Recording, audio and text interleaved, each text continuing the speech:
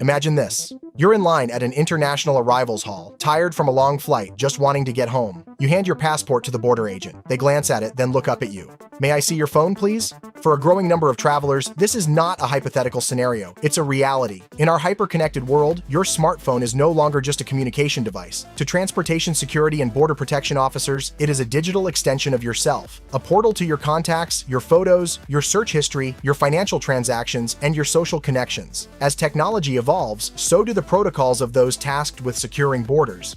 By 2026, the examination of electronic devices at airports and ports of entry is expected to become even more streamlined, sophisticated, and routine. This isn't about privacy in the abstract. It's about the concrete, unsettling moment when you must unlock your digital life for a government officer. Today, we're exploring the landscape of electronic device searches. What are the red flags that might prompt an agent to ask for your phone? What are they legally allowed to do once they have it? And what can you, as a traveler, do to prepare?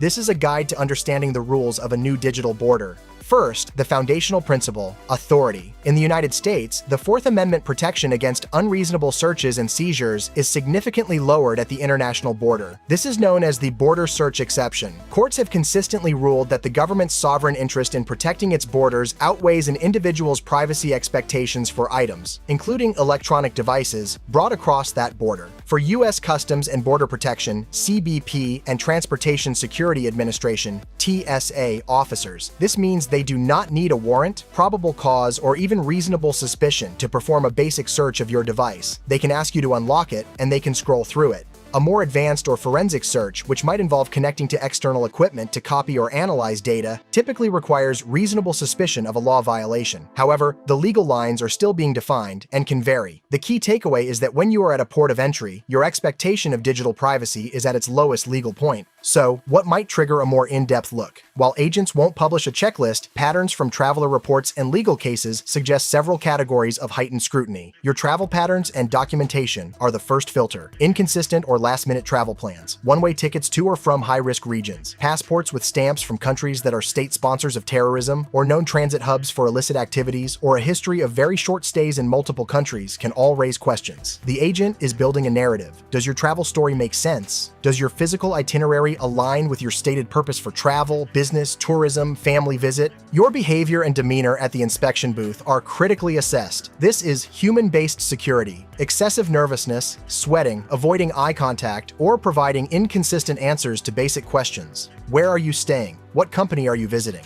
Are classic indicators that something might be amiss. Agents are trained to observe discrepancies between your verbal answers and your nonverbal cues. Being overly argumentative or immediately invoking your rights in a confrontational manner, while legally permissible, can also shift an interaction from a routine question to a secondary inspection. Calm, clear, concise answers are your best defense. Then we get to the device itself. The physical and software condition of your phone can be a red flag. A brand new factory reset phone with no data or apps is suspicious. It suggests you might be trying to hide your digital footprint or are carrying a burner device. Conversely, a phone that is intentionally damaged, has its camera lens taped over, or shows signs of hardware tampering will attract attention. On the software side, the presence of encryption apps like Signal or Telegram, while legal and common, might be noted, especially if you have few other social apps. Using a privacy-focused operating system or an obscure, hardened model of phone could, in the view of an agent, indicate a higher level of technical sophistication that may warrant a second look. Once an agent has your unlocked device, their review, while not unlimited in time, can be broad. They are looking for content and connections that contradict your story or suggest prohibited activities. This includes reviewing your photos and videos for evidence of unauthorized work, for example, construction site photos on a tourist visa, contacts saved under suspicious names or numbers, and search history related to illegal activities. Financial apps or communications that suggest you are moving large amounts of money in violation of currency reporting laws can be a major issue. Messaging app conversations, particularly those with deleted threads or coded language, are a primary target. They are piecing together a digital profile to see if it matches the person standing in front of them. For certain travelers, professional and social media affiliations are a significant factor. Individuals traveling on certain types of visas, like work or academic visas, may be asked about their employer, research, or contacts. An agent might quickly search your social media profiles, which are publicly viewable, to see if your online persona matches your stated purpose. Belonging to online groups or forums related to extremist ideologies, hacking, or other threatening topics can lead to further questioning, even if your travel is unrelated. Finally, there is the issue of non-compliance. Refusing to provide your device password when asked is within your legal rights, but it carries a consequence. For non-US persons, this can result in a denial of entry. For US citizens and lawful permanent residents, CBP cannot deny you entry, but they can detain you and your device for a significant period, possibly weeks or months, for further inspection. They can also seize the device as evidence. The practical reality is that refusal almost guarantees a lengthy, stressful process and the loss of your phone for the foreseeable future. So, what is a traveler to do? Knowledge is your primary tool. Understand that border agents have broad authority. Before you travel, consider backing up your phone and removing any sensitive personal content that isn't necessary for your trip. Be prepared to answer questions about your travel clearly. You have the right to remain silent and the right to an attorney, but invoking these rights will change the nature of the encounter dramatically.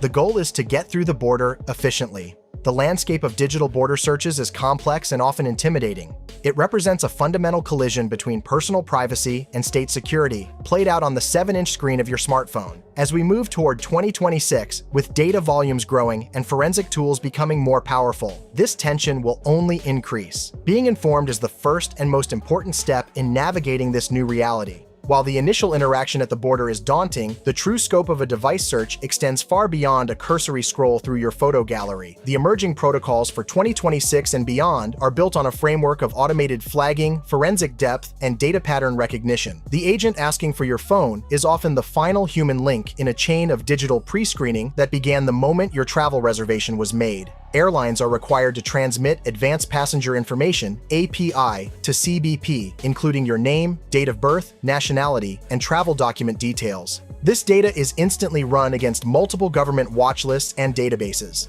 A match, even a partial one, or a false positive with a similar name, can quietly flag your entire itinerary for secondary inspection before your plane has even landed. This means the agent already has a heightened interest when you approach the booth. The request for your phone is not random, but a targeted step in a pre-existing investigation. The red flags are therefore cumulative. They are data points that confirm or alleviate the suspicions raised by this automated system. Once an agent proceeds with a device search, their actions are guided by internal protocols that balance investigative scope with legal constraints. A basic search is a manual, on-device examination. The agent will typically open apps, check photos, review call logs and contacts, and scan through messaging applications. They are looking for overt content, pictures of weapons or illegal activities, communications that discuss border evasion or smuggling, or contacts saved under obviously alarming names. This process is often conducted in your presence, though you may be asked to stand aside. The more consequential search is the advanced or forensic search. This requires reasonable suspicion of a law violation such as terrorism, child pornography, or visa fraud.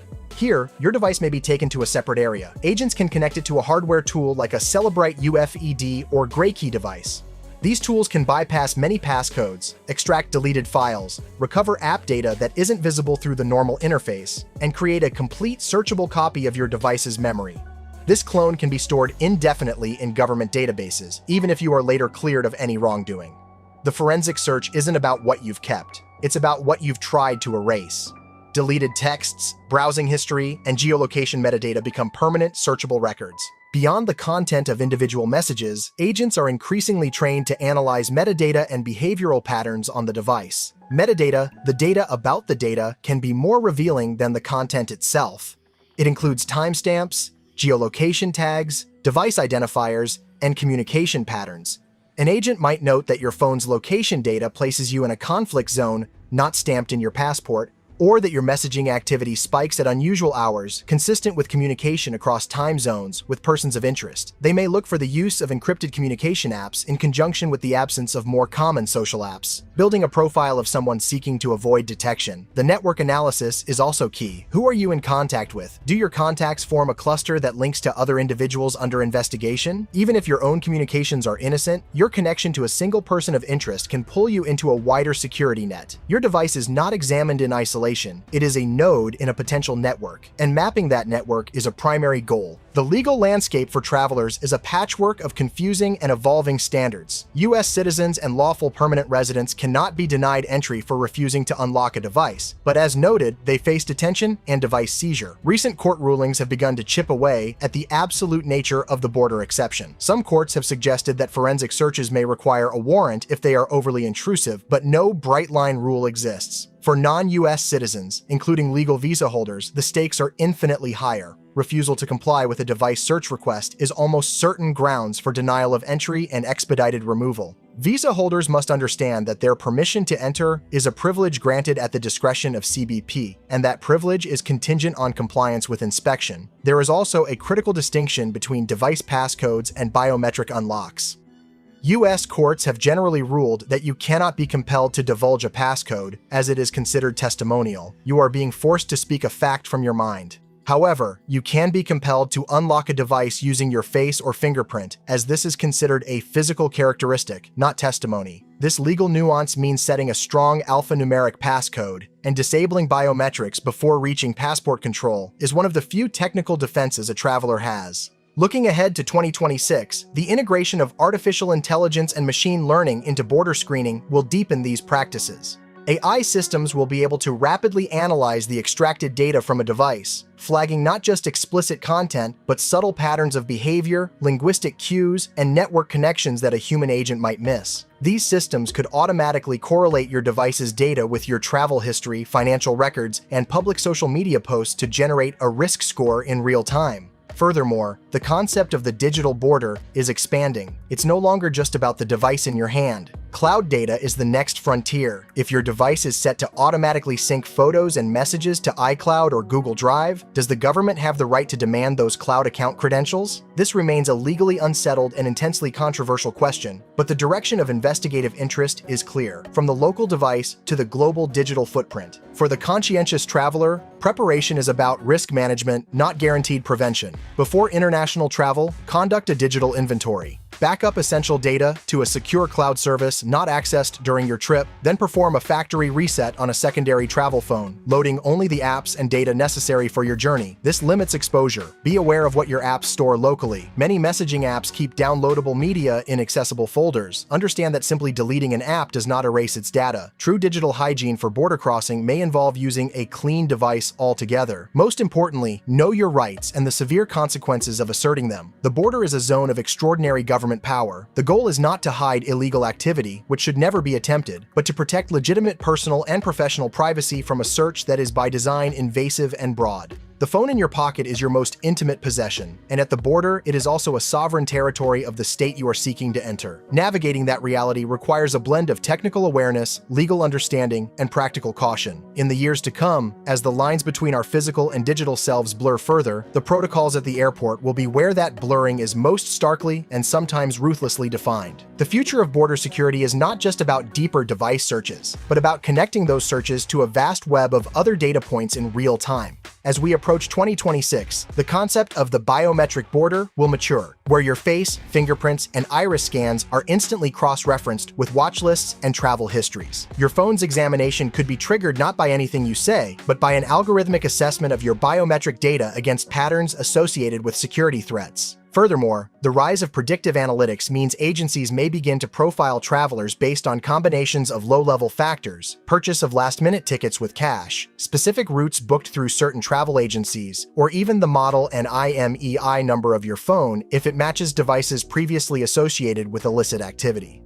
The search is becoming less about finding evidence of a specific crime and more about constructing a holistic risk profile from thousands of data points, with your personal device serving as the richest source. This shifts the paradigm from reasonable suspicion to perceived risk, a far broader and more subjective standard that grants officers even greater discretionary power.